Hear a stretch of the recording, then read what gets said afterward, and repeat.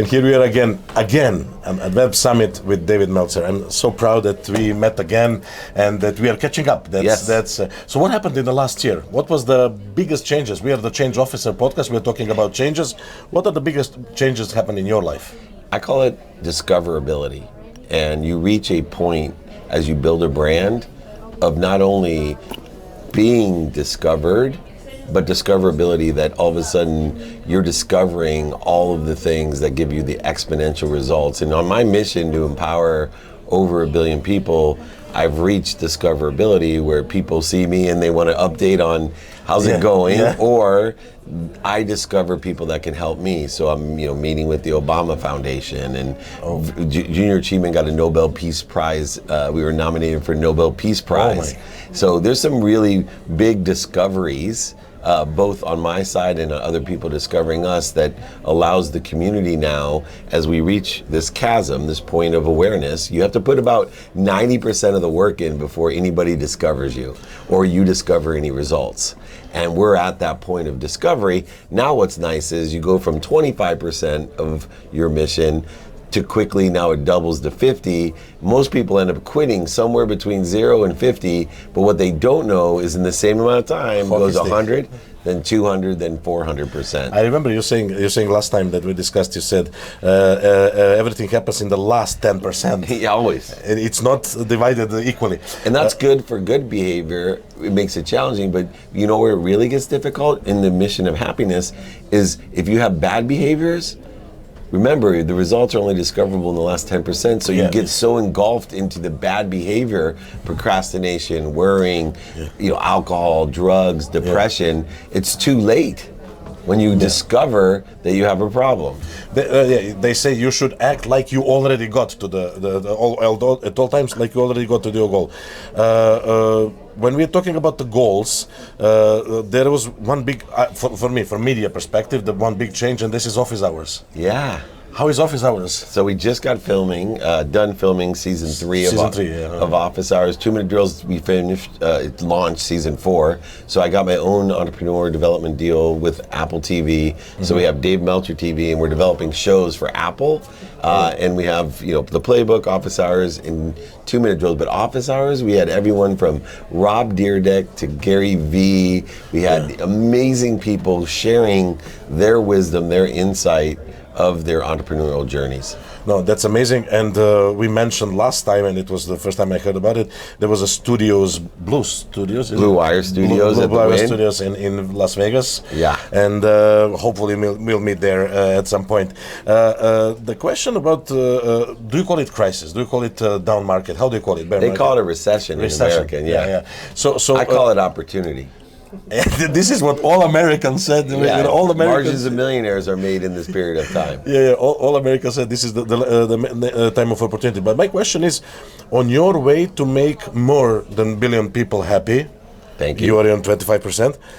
Is it harder now, or do people ask and seek for this guidance more, or it is harder to reach to people? It's easier because people now recognize. It's just like the pandemic create a reality that we all in the whole world, we question human existence for the first time at the same time. You see, depending on where you live in the world, at certain times you're questioning human existence, but for the first time ever, because of communication in the pandemic, the entire world was worried about human existence. And that had a positive effect. Well, now with, at least in America, our down economy, people come out of the pandemic where they raise the awareness of being happy into, hey, this financial problem is not a big problem. Because I remember back in the pandemic how happy I was. That I was alive and healthy. Exactly, and I think so I have a little bit of that happiness hangover, I call it, where people are open-minded to understand they want to be happy and they want to know, how can I not let the economy or my bank account affect the way I feel, or even more importantly, how can I take advantage? I actually have a coaching group called Taking Advantage of the Recession. I call it the Margins of Millionaires. And it separates, the cream rises to the top. And when you squeeze an orange juice comes out. Why? Because that's what's inside of you. And so when you're squeezed, happiness, if you have happiness in you, happiness should come out. And I'm giving people the liberty to do so, but also the tools, the skills, the knowledge, and the desire to be happy over their economic well-being, which ironically creates more economic well-being because happy people make more money, help more people, and have more fun.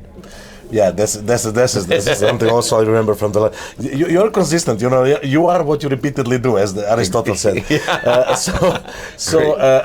The question, obviously, the change officer that I'm hosting. It tackles a little bit of part of the media, and the media haven't changed so dramatically. Netflix is down, Meta is down, Twitter is almost dead. Oh, I don't know where.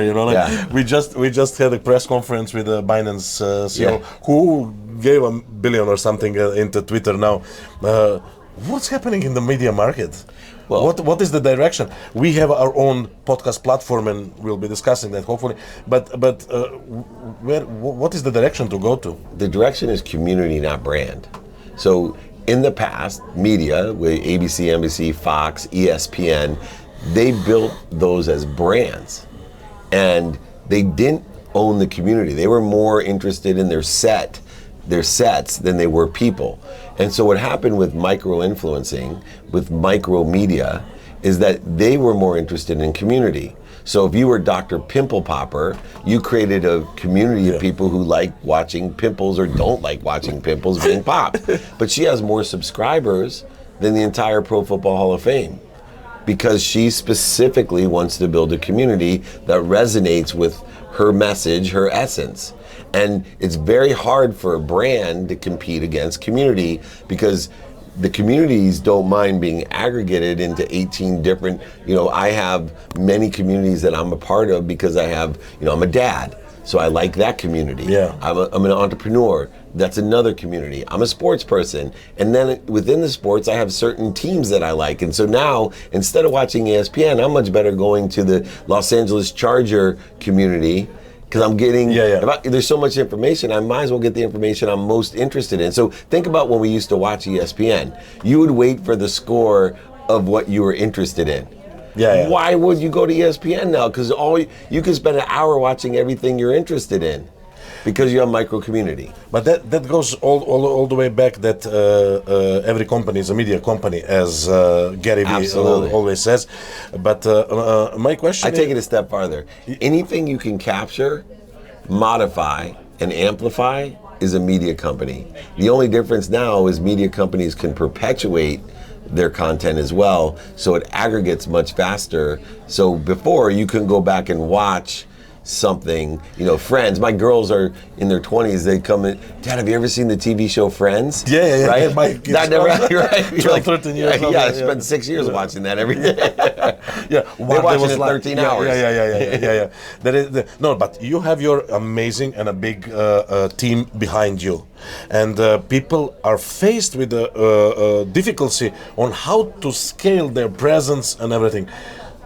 Are there any solutions there? Like what is the solution? You help people. One word solution for you. Yeah. Patience. Yeah. If you have infinite patience, things will happen immediately. I'll repeat that. If you can attain infinite patience, things will happen immediately. Those people that are patient will consider enjoying the consistent, persistent pursuit. They won't worry about an attachment to an outcome. Oh, I need to do this by the end of the year. I need to make this much money. I need to do...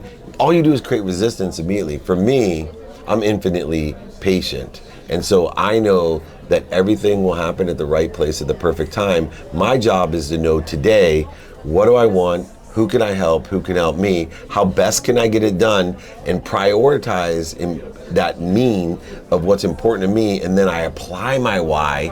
I'm not like most people on earth. I'm not in search of a why. I'm applying my why. I believe there's something bigger than me that loves me more than my mom. So I'm always protected and promoted, even though it hurts, even though I lose, I mistakes, setbacks, and pain. I know with that pain comes protection and comes promotion. Dude, thank you very much for your time. It's really nice to catch up, I and hope to see you in around the Dubai. world. I will see you in Qatar. In Dubai? In Qatar, Dubai? We're going to go to a World Cup game together. We'll arrange it.